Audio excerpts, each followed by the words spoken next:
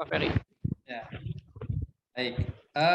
Wajah saya terlihat di Instagram, Pak Sekjen? Ya, jelas Pak.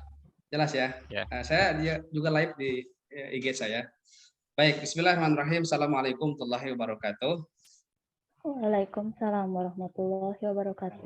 Alhamdulillahirabbil alamin, shalatu wassalamu ala asrofil anbiya'i wal mursalin, alhamdulillahirabbil alamin, wa ba'du. Baik, para sahabat pendidikan dimanapun Anda berada, terima kasih atas waktunya. Saya bisa bersilaturahmi dan kita mungkin mencoba untuk membuka sharing ya, opini, curah pendapat terkait dengan beberapa kebijakan strategis dalam pendidikan. Jadi mudah-mudahan ini satu program menarik dari Jasita Subang yang mudah-mudahan ke depan continue ya, agar kita mencoba membahas isu-isu pendidikan yang bisa kita menjadi sebagai sumbangsi pemikiran untuk bangsa dan negara ini. Ya, terkait dengan tema yang cukup kontroversial ya, yang dibuat oleh panitia, judulnya itu untung rugi tentang seleksi PTN 2023 mungkin ke depannya. Ini menarik sekali ya. Kenapa? Karena ini 3 hari yang lalu diputuskan gitu ya, dikala sekarang kita juga mendapatkan hadiah ya dari kebijakan tentang kenaikan BBM gitu ya. Kenaikan BBM, dan sebelumnya pun juga kita sudah diumumkan ya beberapa sekolah, wabil khusus sekolah SMA yang mengikuti ujian UTBK gitu ya, di ranking oleh LPPMT, dan luar biasa juga banyak kejutan juga gitu ya, selain kejutan Mas Menteri ini terkait dengan sekolah-sekolah yang masuk, sekolah-sekolah yang lempar gitu dan sebagainya. Ini banyak sesuatu yang mengandung misteri mungkin kalau buat beberapa orang ya, walaupun secara aturan sudah dipublish gitu. Nah, sahabat pendidikan dimanapun berada, pertama mungkin sedikit ya saya mencoba untuk mengurai sedikit bagi sahabat pendidikan terutama yang belum detail terkait dengan apa sih perubahan-perubahannya. Ya, ini kan bagian dari program Merdeka Belajar episode ke-22 ini. Ya, sehingga ke-22 ini salah satunya terkait dengan regulasi terkait dengan seleksi PTN ya. Seleksi PTN ya. Seleksi PTN itu dibagi ke dalam 3 gitu ya. Pertama adalah regulasi terkait dengan seleksi berdasarkan prestasi ya. Yang dulu mungkin namanya SNPTN, yang mana di SNPTN ini memang jalur rapot lah bahasa kasarnya, atau ranking dan portofolio prestasi ya sekarang secara persentase ditingkatkan ya, 50% bobotnya, dan mungkin yang lainnya 50% adalah terkait dengan portofolionya. Nah, ini mungkin secara ini tidak terlalu signifikan ya perubahannya dan tidak menuai banyak pro kontra sebenarnya di kalangan netizen. Nah, yang lumayan ini adalah di seleksi tes. Ya, ini mungkin yang mungkin kejutan ya buat beberapa orang, dan saya lihat di beberapa media sosial pun pro kontra cukup lumayan tampil ke permukaan gitu ya, terkait dengan adanya penghapusan salah satu tes ya, yaitu adalah TKA, tes kemampuan akademik, yang biasa kalau anak IPS rumpunnya sejarah, geografi, ekonomi gitu ya. Terus kalau IPA ada fisika, kimia, biologi gitu ya. Sekarang tidak ada, sehingga fokus kepada tes TPS ya, tes skolastik gitu, yang mana ini luar biasa juga gitu ya, terkait dengan beberapa fokusnya ya. Nah, selanjutnya adalah dalam hal ini memang betul ya, secara transformasi seleksi nasional masuk PTN ini yaitu akan berfokus pada pengukuran kemampuan penalaran dan pemecahan salah.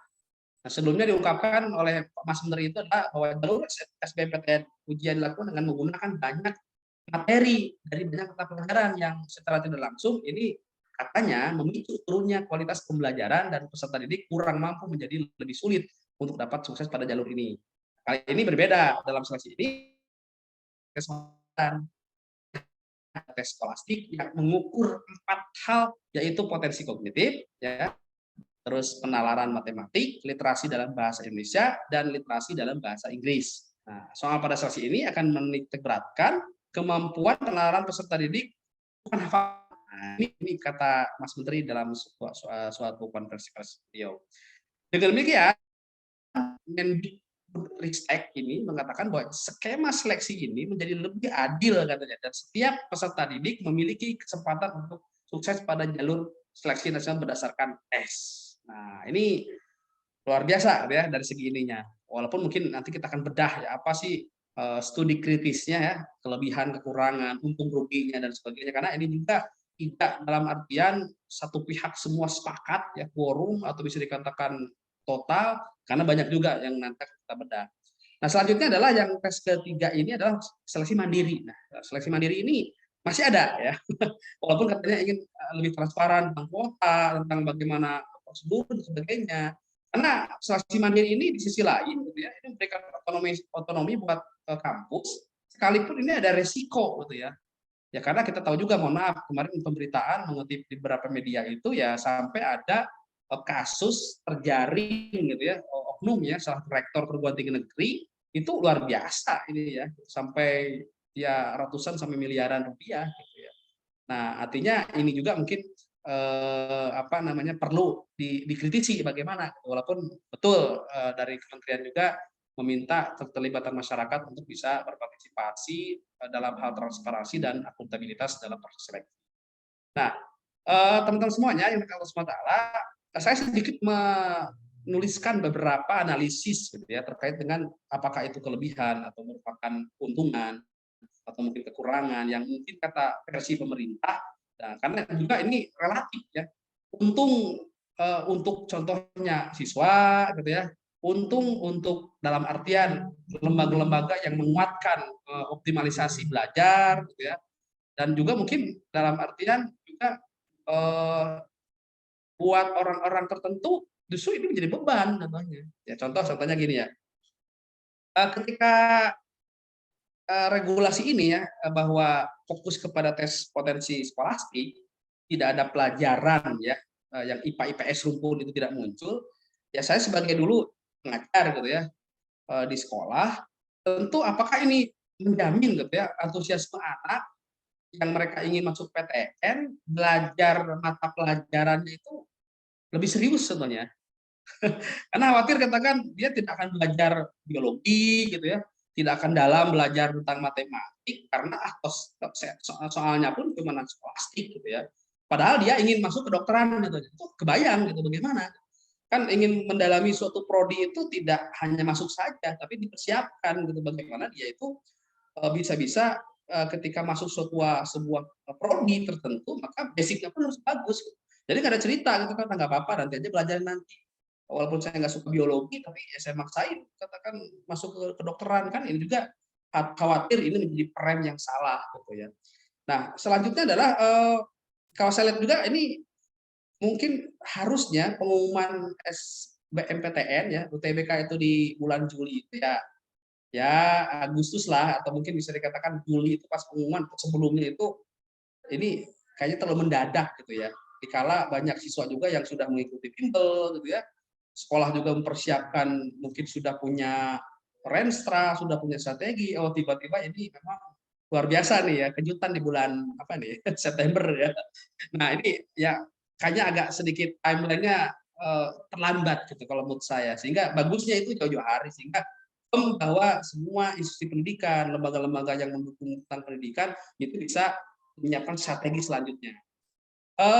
Dengan seperti ini juga, saya kebayang ya kalau contohnya nanti ada anak hukum dari IPA, gitu ya, ada anak teknik dari IPS, gitu ya, walaupun mungkin kurang mungkin kan, atau kedokteran dari IPS, gitu ya. Selamat yang isi skolastiknya benar ya, mungkin bisa saja. Tapi ini persaingan akan semakin ketat. Kalau kemarin mungkin regulasi dengan adanya apa namanya campuran, gitu ya, ya ini membatasi bahwa orang tidak sembarang. Kalau kamu ingin lintas jurusan ya di UTBK itu ya silakan campuran. Jadi wayahna orang IPS harus mempelajari IPA atau justru anak-anak IPA banyak ya nyebrang ke IPS itu harus mempelajari beberapa mata pelajaran IPS sehingga tidak dibuka banget kerannya itu. Tapi dengan adanya katakan skolastik saja ini luar biasa. Saya lihat memang tes ini gitu ya, memang ini sudah berlaku sebenarnya di jenjang biasanya pendaftaran ke jenjang pasca sarjana di PTN. Saya pernah daftar ya, pernah jadi mahasiswa lulus di pasca sarjana UPI itu memang tidak ada tes mata pelajaran walaupun ngambil jurusannya apapun. Jadi ada namanya TPA lah, tes potensi akademik ya. Mungkin lebih kepada psikotes, lebih bahasa Inggris. Tapi kan itu jenjang perguruan tinggi beda. Pasca sarjana hanya 2 tahun gitu ya jenjangnya. Kalau mungkin S1 mendalam sampai 4 tahun lah kurang lebih gitu. Nah, ini juga harus diantisipasi gitu ya, apalagi contohnya tadi ada kekhawatiran ya dari beberapa status media anak-anak IPS itu, waduh kalau seperti ini betul gitu ya, karena mungkin berbicara masalah apa namanya penalaran ya, penghafalan itu di matematik itu justru ya banyak yang menghindari ya, itu luar biasa itu tantangannya gitu. Ya lebih kepada literasi tadi bahasa Inggris gitu ya, bahasa Indonesia agak mending lah gitu dalam artian. Nah, selanjutnya adalah mungkin tadi di sisi lain, alam nih nanti dari Bu Sofi nanti bisa memberikan analisisnya. Bagaimana nih lembaga bimbel untuk memberikan strategi ke depan gitu, terkait dengan ini, karena ini tidak mudah juga gitu ya. Tidak mudah juga ketika memang mata pelajaran itu seolah-olah dihapuskan ya. Bukan seolah-olah ya, kadang-kadang ya, istilah kata lah. Artinya ini juga menjadi tantangan gitu. Juga hajat banyak orang yang memang saya kira orang ketika belajar tambahan itu ya bagi yang mohon maaf ya tidak kita harus batasi gitu. Orang nggak puas dengan saya nggak belajar dengan 1 kali nih, ingin 2 kali, ingin 3 kali, ya tidak perlu disalahkan. Yang disalahkan itu kalau wajib, itu nggak boleh. Jadi kalau katakan katanya orang belajar ingin optimal, ya belajar dari gurunya di sekolah, belajar ke bapaknya, sebagainya, hal yang wajar. Sehingga mungkin betul ada fokus, ada keseriusan di sana. Sehingga oh ternyata bukan hanya menambah indeks prestasi ketika UTBK-nya nilainya yang dipublish oleh LTPMT, tapi mungkin untuk rapor gitu ya, untuk prestasi walaupun ada ujian nasional sekarang, katakan kalau apakah mungkin kita mempelajari belajar pelajaran itu berpengaruh nggak kepada prestasi kompetisi sains nasional, saya kira ada benang merahnya, ada hubungannya. Khawatir ini contohnya saya fokus aja dari kelas 1 sampai kelas 3 nanti cukup belajar ke TPS saja. Sehingga ya standar aja lah belajar rumpun mata pelajaran IPA atau IPS. Walaupun kan betul di kurikulum mereka pun ya siasatnya atau bisa dikatakan regulasi ini kan tidak ada jurusan di awal. Jadi anak atau siswa bebas memilih mata pelajaran. Ini juga mungkin karena tadi ya ini kurikulum merdeka di awal di kelas 1 juga belum firm ya, dalam artian baru awal dibuka, sementara SBMPTN pun ini juga luar biasa regulasi. Jadi antara hulu dan hilirnya langsung dieksekusi gitu ya. Nah, ini juga mungkin seperti apa, karena kita pun perlu menunggu mungkin ya, tidak terlalu tergesa-gesa, menunggu seperti apa sih apa namanya detailnya gitu ya, turunan detailnya dari kebijakan ini, sehingga mudah-mudahan tidak banyak menimbulkan was-wasan. Tapi ya khusus dari saya, ya apapun yang dilakukan oleh pemerintah mungkin tadi ya pastilah ingin meningkatkan indeks sumber daya manusia Indonesia yang lebih baik gitu. Betul. Tapi mungkin tadi bukan hanya buat sebuah kebijakan, tapi harus menyiapkan Q&A ya. Question and answer-nya itu harus muncul di masyarakat sehingga tidak menimbulkan persepsi yang banyak berseliweran gitu ya. Walaupun tadi betul katakan dengan kompetensi holistik katanya yang diharapkan seorang contohnya semua murid bisa menguasai seluruh disiplin ilmu gitu ya. Ya tadi katanya disebutkan bahwa seorang pengacara itu juga bagus ketika memiliki dasar ilmu komunikasi contohnya. Jadi artinya bisa seperti itu. Atau contohnya seorang dokter dia juga mempelajari ilmu tentang manajemen contohnya. Nah itu mungkin harapannya seperti itu kan. Nah ini juga yang mungkin perlu kita kawal ya kebijakan ini, kita berikan masukan kepada pemerintah. Karena tadi dari regulasi pun kan pemerintah sangat welcome untuk silakan untuk memberikan masukan, mengawali terutama bab akuntabilitas, bab transparansi, sehingga jangan sampai ini menjadi mohon maaf ya kelinci percobaan, apalagi ini juga secara periode itu ini kan kita masuk ke tahun politik lah gitu ya. Jangan sampai ada istilah ganti menteri, ganti kebijakan atau seperti apa. Nah, artinya saya mencoba untuk sedikit agak berimbang ya dalam tanda kutip bahwa ya ada sisi positif yang beredar di masyarakat gitu ya, tanggapannya, ada juga sisi negatif gitu. Tapi tadi bagaimana kita bisa untuk ke depan itu bisa menerima penjelasan secara utuh ya, kebijakannya mungkin paripurna, sehingga mudah-mudahan ini memberi penjelasan yang lebih baik. Mungkin dengan cara seperti ini kita diskusi banyak juga nih menstimulasi para netizen sahabat pendidikan di Indonesia ini untuk bisa memberikan masukan. Mungkin belum 100% ya digodok dalam artian kebijakannya paripurna, saya kira mungkin saja nanti ada beberapa penyesuaian atau bisa dikatakan pembaharuan atau penyempurnaan mungkin ya terkait dengan regulasi yang baru. Itu mungkin dari saya selaku mungkin dari kacamata pendidikan juga menjadi suatu hal yang concern harus kita kaji sama pendidikan. Itu Pak Moderator ini sampaikan. Assalamualaikum warahmatullahi wabarakatuh. Ya, waalaikumsalam warahmatullahi wabarakatuh. Ya, sangat luar biasa sekali ya pemaparannya. Jadi begitu lengkap tadi apa yang disampaikan oleh Pak Ferry. Nah, ini mungkin saya ingin mendengar suara dari Ibu Sofi. Bagaimana Bu pendapatnya terkait aturan baru ini dari segi pengelolaan bimbingan belajar? Apakah memang tadi betul kata Pak Ferry ini akan memberikan dampak yang cukup besar gitu ya bagi bimbel, di mana bimbel kan sudah berjalan dari sekarang, sementara kemarin kebijakannya baru saja dikeluarkan. Apakah ini tidak akan menimbulkan masalah di kemudian hari? Silakan Bu. Baik, Bismillahirrahmanirrahim. Untuk suara saya cukup jelas ya Pak ya? Terdengar? Jelas. Ya.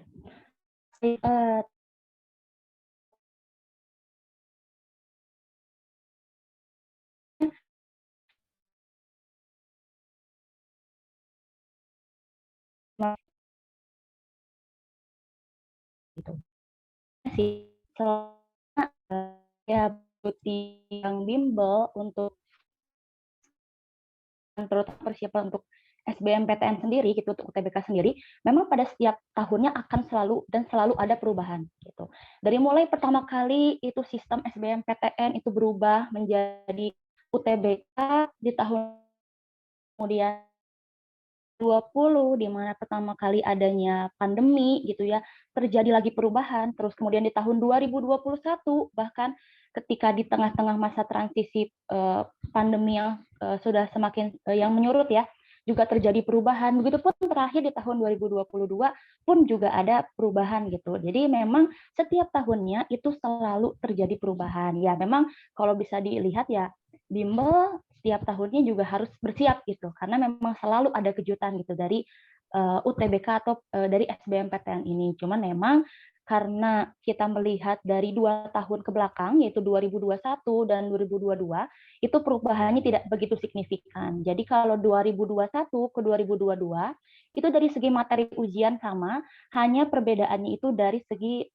subtes aja gitu, kalau dilihat dari 2021-2022. Dulu tahun 2021 itu bahasa Inggris terpisah, tapi nilainya tergabung dengan salah satu subtes di TPS. Kemudian di tahun 2022 kemarin bahasa Inggris tiba-tiba terpisah gitu dari TPS. Jadi kalau zaman dulu perubahannya nggak begitu signifikan, jadi ya dari segi bimbel kita nggak begitu terkejut.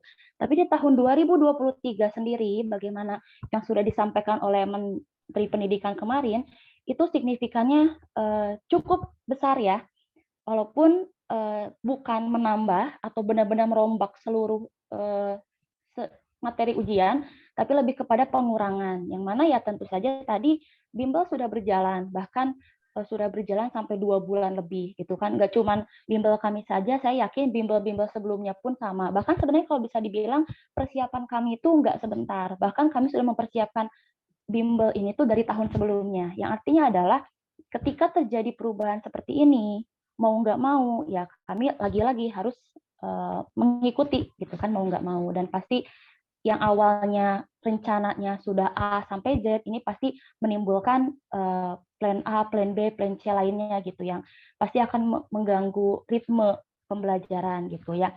Tidak hanya siswa ya yang was-was, ketar-ketir gitu ya orang tua, tapi kami pun juga sama-sama juga was-was gitu dengan perubahan yang terjadi. Apalagi perubahannya ini kan baru disampaikan di September, dan lagi juga sampai dengan sekarang belum ada informasi lebih lanjut gitu. Yang baru dikeluarkan oleh Kemendikbud sendiri adalah peraturannya. Yang mana mungkin kalau ada Bapak, Ibu, adik-adik sekalian yang iseng mungkin mau baca Permendikbud yang baru, yaitu Permendikbud nomor 48 tahun 2022 tentang seleksi penerimaan masuk perguruan tinggi negeri, itu di sana banyak sekali hal-hal yang baru gitu, banyak istilah-istilah baru, banyak penjelasan dan kriteria baru gitu. Yang artinya adalah bahwa ya kami di bimbel sendiri pun juga artinya harus belajar lagi gitu dari awal dan harus mempersiapkan lagi gitu. Walaupun ya tadi di sini hanya pengurangan saja yang penghilangan tes kemampuan akademiknya gitu, digantikan hanya TPS saja. Bahkan salah satu hal yang sebelum-sebelumnya nih kami sempat kayak oke, kemarin Kemendikbudristek sudah mengeluarkan apa namanya peraturan, tapi kita mau nunggu dulu nih. Biasanya kan kalau terkait dengan ujian SBMPTN, SNPTN sendiri itu kami menunggu informasi dari LTMPT. Nah, ternyata setelah baca aturan dari Permendikbud yang baru, ternyata untuk kedepannya itu baik SNMPTN maupun SBMPTN itu panitia penyelenggaranya itu bukan LTMPT lagi. Jadi lembaga tes masuk perguruan tinggi ini akhirnya di tahun depan itu tidak akan ditetapkan sebagai panitia pelaksana lagi. Artinya apa? Berarti di sini kita belum tahu nih siapa sebenarnya yang akan melaksanakan atau sebagai penyelenggara atau panitia dari SBMPTN maupun SNMPTN sendiri gitu. Nah, dari pelaksananya aja sekarang berarti kan belum jelas, di mana aturannya juga di sini masih belum ada penjelasan lebih rinci, lebih lanjutnya lagi ya. Tentu saja sih di sini artinya bimbel harus benar-benar sigap gitu ya artinya. Sekarang kami nggak bisa kan menghentikan pembelajaran, tetap kami akan terus melanjutkan pembelajaran yang ada sesuai dengan perubahan pun juga sama kami harus menanti nih kira-kira apa sih bagaimana sih penerapan dari aturan yang sudah ada ke depan seperti itu sendiri. Iya, baik. Terima kasih Bu Sofi atas pemaparannya ya. Jadi tadi sangat menarik ya dari apa yang disampaikan oleh Pak Ferry juga Bu Sofi terkait perubahan aturan ini. Memang kita juga masih apa ya tanda tanya ya terkait kejutan-kejutan di bulan September ini ya. Apakah perubahan aturan ini bisa menjadi apa ya September ceriakah ataukah September kelabu? Mungkin ini juga masih belum jelas mungkinnya karena memang aturan-aturannya belum bisa kita lihat. Nah, yang kedua tadi yang saya catat dari apa yang disampaikan Bu Sofi adalah ini menjadi sebuah tantangan tersendiri bagi orang tua dan juga guru di sekolah ya dan juga di tempat bimbel. Nah, guru-guru kelas 12 juga nih terutama ini harus siap-siap tentang perubahan kondisi di masa yang akan datang ya. Nah, ini berikutnya ke pertanyaan yang berikutnya terkait tes skolastik ya. Ini kan apakah memang cocok diterapkan di ini? Ini pertanyaan untuk Pak Ferry dulu.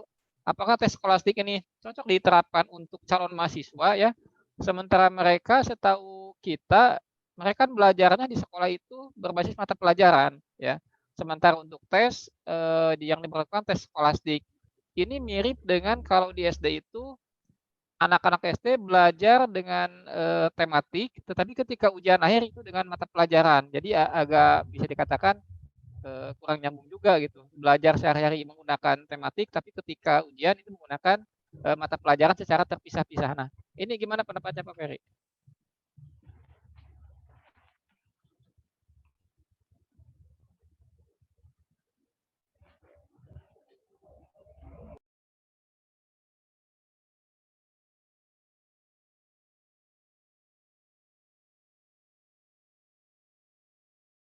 Ya, halo Pak Ferry, apakah suara saya terdengar jelas, Pak?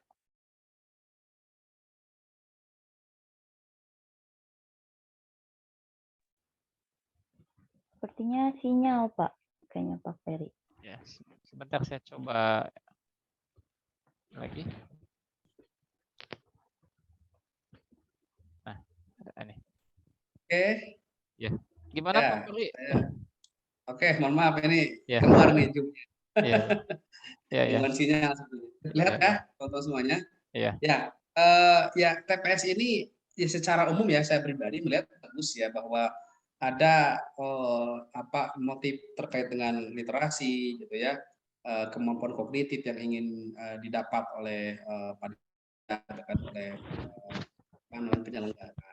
Nah, dengan adanya TKA ini, tes kemampuan akademik ini justru bahwa ini mengakomodir apa yang dipelajari oleh anak di sekolah ini cocok gitu, ada nih tesnya. Jadi anak mungkin bisa aja kan namanya orang itu termotivasi untuk mendalami sesuatu itu karena ada sesuatu yang dicapai gitu. Kayak semacam wah saya ingin belajar biologi di SMA dari kelas 1 sampai kelas 3 dengan baik, dengan fokus, dengan khusyuk karena memang nanti saya akan masuk ke kedokteran contohnya. Itu kan salah satu hal yang ada hubungan kausalitas gitu ya. Nah, sekarang dengan adanya hanya dihilangkan, mungkin di sini ada memberikan dampak juga nih buat anak, semangatnya, motivasinya gitu. Nah, dengan adanya TPS tetap ada, TKA tetap ada, nah ini kan sesuatu yang mungkin bagus gitu ya. Nah, sekarang fenomena tidak ada nih TKA ini gitu ya. Nah, hanya TPS saja. Memang sih betul ya bahwa ada hubungan antara pembiasaan yang sekarang regulasi dengan assessment ya, yang ANBK itu gitu ya. Itu mungkin agak mirip-mirip ke skolastik lah, ke literasi Indonesianya, bahasa Inggrisnya gitu. Tapi kan ini baru berjalan kan belum dalam artian dikatakan berhasil 100% gitu ya. Nah, bagusnya sih kebijakan ini kalau saya pribadi mengusulkan ya jangan terburu-buru lah gitu ya. Kita lihat dulu ya bagaimana evaluasi terkait dengan ANBK dan sebagainya. Terus baru mungkin nanti kalau sudah dianggap bagus ada semacam ada benang merah tuh, oh bagus ya udah kita tesnya bisa apa namanya kita rubah nih contohnya. Tapi kan tadi dengan prepare jauh-jauh hari semua pemangku kepentingannya masyarakat lembaga tertentu itu bisa apa namanya bisa menyesuaikan. Memang ini luar biasa karena mungkin isu ini hangat ini bukan masalah isu terkait dengan apa namanya perubahan regulasi masuk PTN saja kan. Ini kan di Agustus ini juga hangat-hangatnya Komisi 10 membahas tentang RUU Sisdiknas ya, yang dimana untuk para guru ada kekhawatiran bahwa TPG ya tunjangan fungsional guru itu seolah-olah nih khawatir hilang. Ya. Ini banyak pasal-pasal yang hilang awalnya mungkin cenderung ingin hilang juga luar biasa di mata para pendidikan, ya para tenaga pendidikan dan kependidikan, itu juga jadi suatu hal yang menarik gitu ya. Bahkan mungkin banyak juga menyebabkan was-was, terutama mungkin guru swasta, contohnya gitu kan luar biasa karena salah satu beda profesi itu ketika ada tunjangan profesi maka juga diapresiasi. Ini agak sedikit melenceng sedikit ya. Kenapa saya jelaskan? Karena memang ini suatu hal yang memang apa namanya berbarengan lah ya, sehingga isunya cukup mencuat gitu ya dalam artian di bulan ini gitu ya, ini luar biasa ya banyak kejutan lah gitu ya. Ya tapi tadi kembali kepada bahwa sudut pandangnya seperti apa. Gitu. Jadi semua orang punya hak untuk memberikan penilaian ya. Yang jelas yakin lah ya, namanya kita masyarakat sebagai pressure group ya sebagai customer utama ya memang perlu ya memberikan masukan gitu ya. Kalaupun mungkin seolah-olah kita bertanya ya suatu hal yang tidak dilarang kan, gitu kan. Selama itu hal kebaikan. Ya, tapi tadi gitu ya, semoga ya apapun dilakukan ya pada ujungnya ini agak apa ya? Karena proses keputusan ini karena di masalah Sisdiknas kemarin saja salah satu autokritis dari DPR RI itu adalah memang pelibatan ya termasuk nganggur gitu sehingga mungkin wah ini seolah sepihak gitu. Nah ini nggak tahu nih seperti apa nih apakah mungkin para pemangku kepentingan ini juga mungkin kurang gitu ya kurang terberdayakan kurang diakomodir sehingga mungkin ya seperti inilah ya, disebut dengan kejutan lah gitu ya. Itu mungkin Pak Moderator.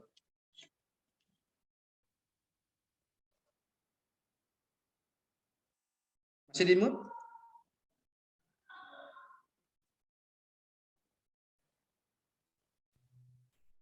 Ya gimana? Apakah Tidak suara saya terdengar, Pak? Ya, sekarang Ya, jelas terdengar. ya. Baik. Baik, mungkin lanjut ke Bu Sofi. Bu Sofi tadi kan sudah jelaskan bahwasanya anak-anak nih belajar di sekolah menggunakan mata pelajaran ya atau berbasis mata pelajaran. Nah, sementara untuk tesnya nanti kan berbasis skolastik ya. Nah, kira-kira di lembaga bimbel sendiri apakah ada kesulitan tidak untuk menyelaraskan sistem pembelajarannya gitu ya dalam rangka mempersiapkan anak agar nanti bisa menyelesaikan soal-soal tes tersebut. Nah, bagaimana Bu? Baik, sebelumnya gini Pak, jadi memang sejak UTBK 2019 pun ini TPS itu sudah ada. Jadi tes potensi skolastik yang nanti akan diujiankan di UTBK UTBK sekarang ya, walaupun nanti saya nggak tahu namanya tetap UTBK atau apa. Di tahun 2023 pun itu TPS. Dan sampai dari 2019 sampai 2022 itu TPS itu memang sudah ada gitu.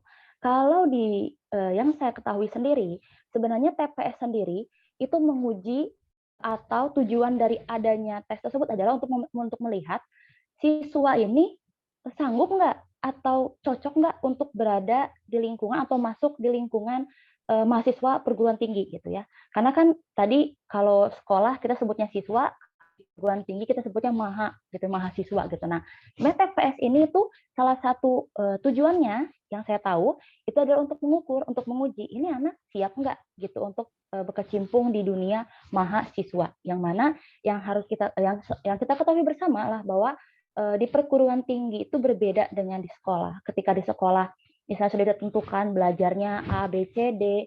Kalau di perguruan tinggi itu memang menuntut mahasiswanya atau si pelajarnya itu untuk lebih berperan aktif seperti itu. Nah, sebenarnya kalau dikatakan apakah cukup atau tidak TPS untuk ujian UTBK, sebenarnya bisa dibilang untuk dasar itu cukup. Karena tadi untuk menguji apakah siswanya bisa bertahan, bisa berkecimpung di dunia perguruan tinggi. Tapi sayangnya menurut saya itu belum cukup gitu.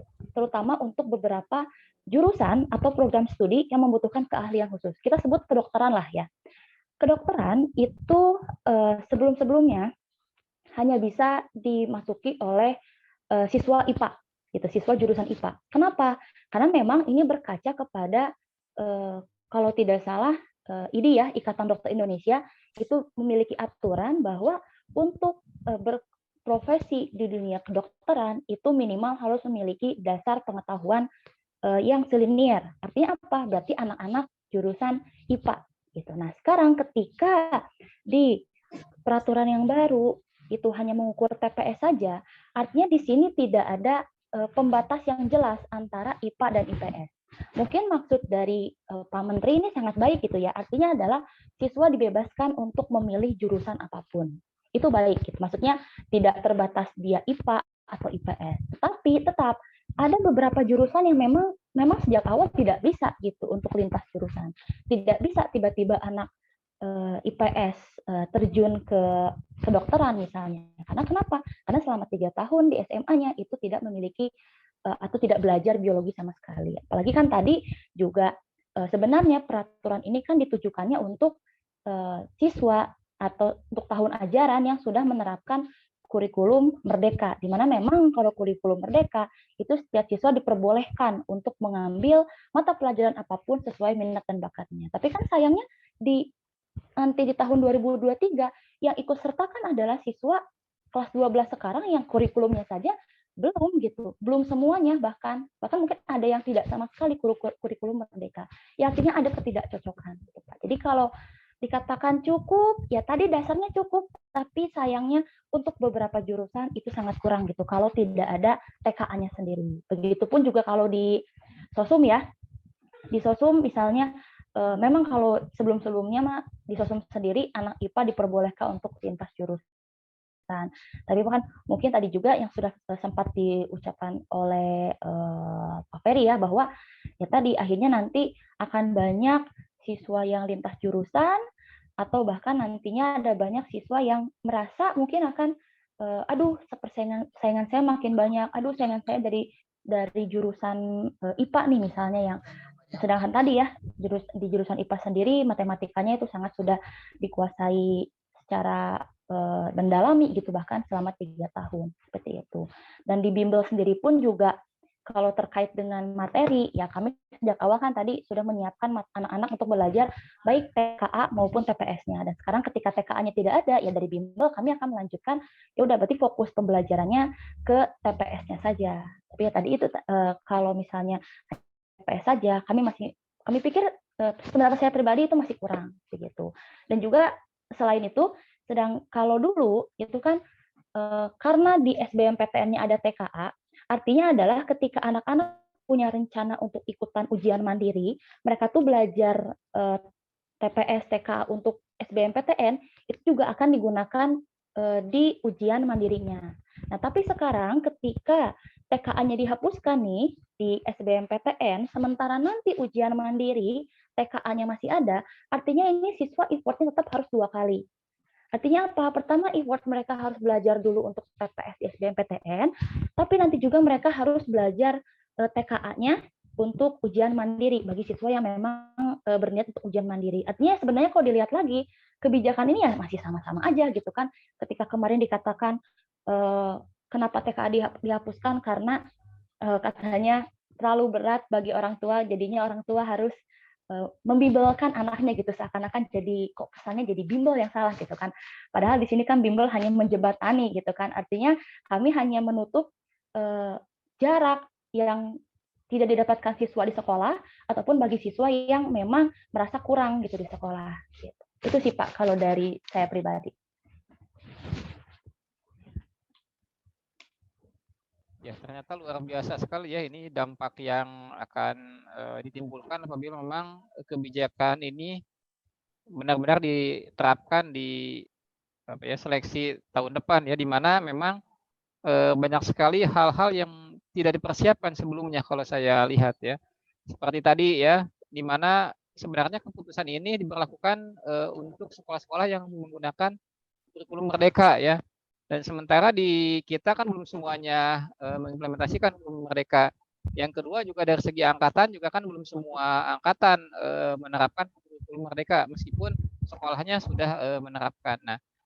Nah, paling pertanyaan berikutnya ini kira-kira nih Pak Ferry, apabila memang ini kan sudah diketok palunya ya, sudah ketok palu kebijakan ini. Nah, kira-kira kalau memang tidak ada perubahan ke depan dan kebijakan ini benar-benar diimplementasikan, dampaknya bagi sekolah itu seperti apa dan kira-kira cara menanganinya seperti apa gitu ya? Misalkan apakah ini akan menimbulkan potensi kegaduhan yang luar biasa ataukah tidak? Dan supaya tidak menimbulkan kegaduhan, apa saja sih yang harus dilakukan oleh sekolah ya, terutama selain mungkin juga tetap memberikan masukan kepada pemerintah. Ya, pertama ketika dalam teori problematika itu solusi itu bukan hadir ketika masalah sudah terjadi. Bagusnya itu adalah sederet solusi kita siapkan ketika memang masalah itu walaupun belum terjadi. Bagusnya seperti itu. Jadi katakan jika A maka B, jika C maka D, nah itu sudah disiapkan ya. Bagusnya. Nah, artinya mungkin untuk saat ini ya, karena kita pun belum mendapatkan kedepannya seperti apa ya, walaupun sudah diketuk palu, ya memang pada akhirnya kita menunggu gitu ya penjelasan lebih detail lagi ke depan seperti apa. Nah, dari sekolah dan pihak pemangku kepentingan lainnya menyesuaikan, menyiapkan apa yang terjadi ke depan, sehingga ketika anggap saja mungkin regulasi ini tidak dibilang berhasil, maka jangan sampai gitu, dalam pendidikan itu ya anak jadi korban. Nah, artinya justru alternatif itu bisa kita siapkan dari sekarang. Walaupun tadi kan contohnya ya udah karena anak itu kalau pemahaman saya tadi mungkin dari Bu Sofi itu bahwa jalur mandiri itu tetap ada ini ya, ada TK ya. Berarti kan betul ini kayak apa ya? Jaka sembung ini. Harusnya konsisten aja, kalau nggak ada sekalian gitu ya. Tapi ini saya juga mungkin perlu baca relasi lagi nih terkait dengan pendalamannya. Yang jelas memang bagaimanapun kenyataannya atau bisa dikatakan yang terjadi, memang sekolah harus sudah menyiapkan sebanyak strategi dan strateginya mungkin dibuat sebanyak-banyaknya yang sifatnya alternatif gitu ya. Karena jangan sampai nanti anak-anak dengan persepsinya jadi galau gitu, jadi anak-anaknya gimana gitu ya. Sehingga ya peran sekolah mungkin perlu untuk bisa mendinginkan gitu ya. Mendinginkan, memahamkan kepada anak-anak bahwa Kalau jika seandainya strategi kemarin mungkin 4-4-3 gitu ya. Nah, sekarang mungkin bisa dicoba nih gitu kan contohnya 5-4-2 contohnya.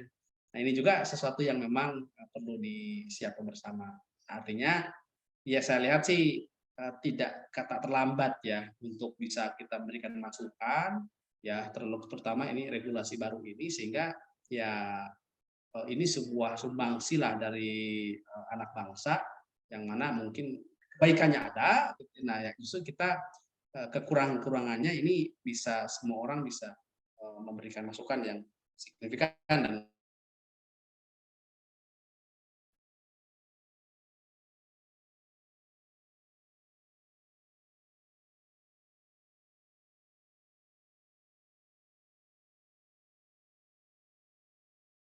Ya, baik, terima kasih Pak Ferry atas penjelasannya tadi ya. Mudah-mudahan bisa memberikan pencerahan bagi kita semua.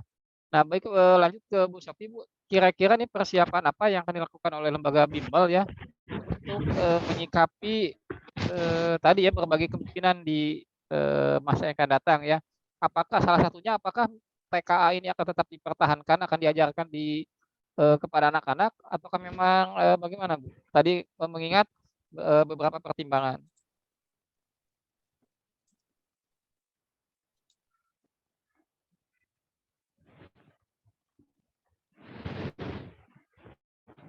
Di mute Pak, sepertinya. Oh iya, Bang, silakan. Baik, kalau dari bimbel sendiri itu seperti tadi yang sudah saya sampaikan, kami kan tidak bisa langsung menstop pembelajaran begitu saja. Kalau dari bimbel kami sendiri saat ini kami lebih kepada mengubah fokus. Kalau dulu kami fokusnya bagi rata, TPS, bahasa Inggris, TKA. Mungkin kalau sekarang di bimbel kami sendiri kami fokuskan untuk di TPS dan bahasa Inggris saja. Tapi untuk TKA sendiri ini tidak 100% kami tinggalkan, maksudnya jadinya anak-anak tidak kami ajarkan lagi TKA, tetap TKA-nya ada, tapi mungkin porsinya tidak akan sama seperti dulu. Jadi porsi lebih besarnya akan kami fokuskan kepada TPS dan bahasa Inggris. Kenapa TKA-nya tidak kami hapuskan 100%? Karena tadi yang seperti saya bilang bahwa banyak anak yang memang selain SBMPTN itu juga banyak anak yang ingin atau sudah berencana untuk ikut ujian mandiri seperti itu. Karena kan terkadang pengumuman SBMPTN ini itu tumpang tindih gitu dengan ujian mandiri. Kita nggak tahu di SBMPTN siswa lolos atau tidak gitu kan. Sedangkan ujian mandiri itu terkadang ada beberapa kampus yang melaksanakannya sebelum pengumuman SBMPTN. Jadi ada anak yang kayak persiapan dulu lah, intinya dia akan ikut ujian mandiri. Makanya kenapa TKA-nya pun tetap kami ajarkan sebagaimana mestinya, pun juga kalaupun ada anak yang memang tidak berencana untuk ikut ujian mandiri, TKA ini buat apa? Tentu TKA ini akan menjadi ibaratkannya membantu mereka untuk persiapan juga masuk atau nanti ketika sudah keterima di PTN. Contohnya tadi seperti yang saya bilang ya, ada anak yang mau masuk kedokteran. Nah, kedokteran sendiri itu kan perlu dasar yang sangat bagus di biologi terutama dan juga di kimianya. Nah, anak-anak tersebut kan pasti butuh pendalaman untuk minimal di semester 1 mereka sudah menguasai dasar lah. Jadi nanti di perkuliahan tidak akan terseok-seok gitu ketika sudah mengikuti pembelajaran gitu. Makanya kenapa TKA-nya tetap akan kami berikan. Juga untuk anak-anak yang memang sekarang kan ada anak yang juga mengejar ke SNPTN ya dengan jalur nilai yang diambil adalah nilai semester 1 sampai dengan semester 5. Yang mana semester 5 ini adalah semester sekarang, semester ganjil di kelas 12. Ada beberapa anak yang memang membutuhkan tetap pembelajaran akademik biasanya untuk membantu mereka mempertahankan nilai seperti itu atau kadang memboost nilai mereka seperti itu. Jadi insya Allah kalau di bimbel kami sendiri itu TKA-nya tidak benar-benar 100% dihapuskan. Juga kami mengantisipasi takutnya nih sekarang regulasinya skolastik saja, tapi ternyata ketika pelaksanaannya ada beberapa jurusan yang TPS plus misalnya mata pelajaran khusus, misalnya ternyata yang kalau mau masuk kedokteran mah nanti ujiannya TPS plus biologi atau misalnya TPS plus biologi plus kimia. Nah, kami tidak ingin nanti ketika sudah kami hapuskan ternyata ada perubahan seperti itu, jadinya anak-anak harus, "Aduh ternyata saya masih butuh TKA nih." Nah, dibandingkan nantinya mereka harus mengejar, sebaiknya ya sudah nggak apa-apa deh sekarang aja kita, kasih mereka persiapan gitu. Entah nanti terpakai atau tidak di ujiannya ya pasti akan terpakai, bahkan di perguruan tingginya. Seperti itu sih Pak, kalau dari bimbel kami sendiri. Luar biasa sekali Bu ya. Jadi memang persiapan tetap akan dilaksanakan secara matang ya.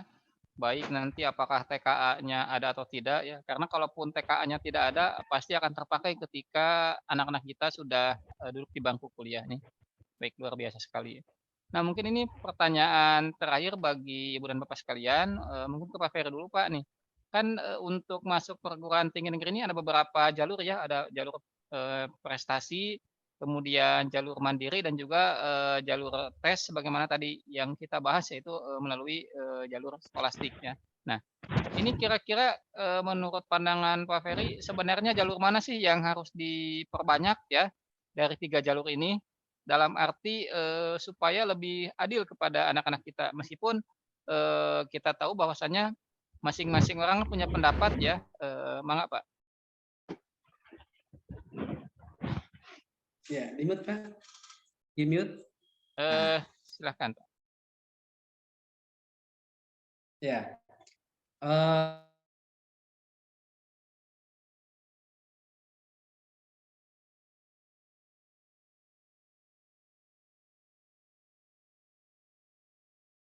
PTN itu semua anak berhak mendaftar gitu ya. Semua anak berhak mendaftar sehingga memang peluangnya lebih besar gitu ya. Nah, ketika mungkin sekarang ya pendaftaran anak itu dibatasi dengan sekolah yang memiliki akreditasi ya, akreditasi A mungkin sekian orang sebagainya. Nah, ini harapan saya sih kalau dengan ada 3 ini ya, apalagi mungkin persaingan mohon maaf apa jalur tes ini lumayan akan ketat nanti ya antara yang sekarang kan produknya betul tadi bahwa kelas 3 ini kan bukan kurikulum merdeka gitu ya, dia masih ada IPA, IPS gitu ya. Ya, betul betul. Sehingga nanti tetap aja gitu kan mereka juga akan bersaing anak IPA berapa orang, IPS berapa orang, terus tes di TPS gitu ya. Nah, ya harapan saya sih mungkin bisa juga tuh kuota SNPTN-nya ya, yang jalur prestasinya itu di samping tadi 50% mungkin dari rapot, ya diperbanyak juga kuotanya. Ya kalau dulu kan sampai semua anak berhak didaftarkan, nanti yang nyeleksi pihak panitia gitu contohnya. Nah, yang selanjutnya di mandiri contohnya. Di mandiri juga memang betul ya, itu kan mandiri itu adalah jalan terakhir lah ya pendaftar ketika mentok sana sini gitu ya. Walaupun jangan sampai tadi identik dengan dana gitu ya, identik dengan apa namanya yang sebagainya. Tapi betul harus dikawal gitu ya. Dikawal. Tapi mungkin jalur tes ini memang lebih fair ya dalam artian ya dari manapun sekolah manapun yang selama dia lulus tes ya silahkan gitu ya. Karena ini juga kan lumayan ya, ya terkait dengan kan prinsip dari kurikulum merdeka itu kan pemerataan ya keadilan gitu ya, yang holistik ya. Nah, sehingga itu juga harus balance ya dengan apa yang ada di realita gitu. Ya intinya banyak berdoa gitu ya, banyak berdoa apapun yang mungkin akan apa namanya gulirkan misalnya mudah-mudahan terbaik gitu ya. Dan pada intinya memang pemerintah pada akhirnya di Kemdikbud ini harus intent ya mensosialisasikan jangan sampai ada menimbulkan pemahaman yang berbeda. Terlebih mungkin ini mobil khusus kepada objek dari pendidikan sendiri ya, siswa sendiri nih. Siswa kita itu jangan galau gitu ya. Walaupun beberapa hari ya harus diberikan edukasi gitu kan pemahaman sehingga apapun yang terjadi ya siapkan. Dan ya inilah kita kan sebagai warga negara yang baik taat hukum ya harus siap apapun yang diputuskan. Tinggal itu mungkin Pak Moderator. Iya, terima kasih ya ini tadi ungkapan pamungkasnya bagus ya sebagai warga negara yang baik kita harus patuh pada aturan dan tentunya kita juga harus bersiap atas berbagai tantangan yang akan kita hadapi. Baik, berikutnya untuk Bu Sofi bagaimana Bu pendapatnya dari 3 jalur ini menurut Ibu kira-kira jalur mana sih yang kuotanya harusnya lebih besar gitu ya? Baik, kalau menurut saya sendiri sih, kan kalau sejauh ini untuk kuota jalur prestasi itu kan kalau tidak salah minimal 20% ya dari kuota masuk perguruan tinggi. Kemudian untuk jalur tes itu kalau tidak salah di angka minimal 30-40%. Kemudian untuk di jalur mandiri sendiri itu maksimal kuotanya itu di 30-50%. Sebenarnya kalau melihat dari masing-masing kriteria, ini masing-masing jalur tes, maaf, ini semuanya masih memiliki standar yang menurut saya masih belum bisa adil gitu. Karena kan tadi ya kejarannya dari Pak Menteri adalah keadilan pembelajaran yang merata, itu keadilan bahwa semua orang dapat kuliah. Namun yang pertama di jalur prestasi sendiri ini kan jalurnya adalah melihat dari nilai rapot, yang mana masing-masing sekolah itu punya standar penilaian rapot yang berbeda. Itu yang pertama. Jadi ketika dari pemerintah mengatakan, oke, standarnya 50% rapot rata-rata keseluruhan, 50% dari minat bakatnya, ya tetap aja bakal ada ketidakkeseimbangan. Kenapa? Karena sistem penilaian tiap sekolah masih berbeda-beda. Itu yang pertama. Kemudian kita lihat dari jalur yang tes atau SBMPTN ya kita sebutnya, itu tadi TKA-nya dihapuskan katanya agar lebih meringankan siswa, kemudian diganti menjadi TPS saja. Yang sayangnya menurut saya juga sama, itu masih belum mendukung keadilan. Kenapa? Karena tadi standar pembelajaran setiap sekolah itu masih berbeda juga. Sekolah yang ada di kota, sekolah yang ada di Jawa ibaratkannya kita bandingkan dengan standar sekolah yang ada di pulau terpencil lah ibaratnya seperti itu. Walaupun sekarang sistem ujiannya dipermudah, tapi tetap kualitas pembelajaran itu masih berbeda. Yang mana menurut saya masih belum mengatasi keadilan atau pemerataan pendidikan sendiri. Terakhir itu ujian mandiri. Nah, jujur kalau buat saya pribadi sebenarnya mana sih dari 3 jalur yang harus diperbanyak kuotanya, saya lebih setuju jika mandiri yang diperbanyak kuotanya. Kenapa? Kalau kita kesampingkan dari banyaknya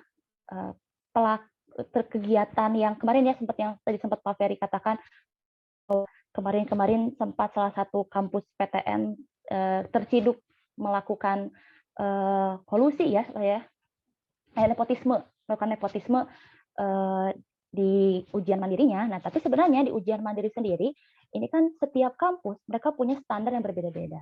Kampus A pasti punya standar A, kampus B punya standar B, yang mana ketika mereka punya standar masing-masing, mereka bisa dengan bebas menentukan ujian mereka masing-masing di ujian mandiri.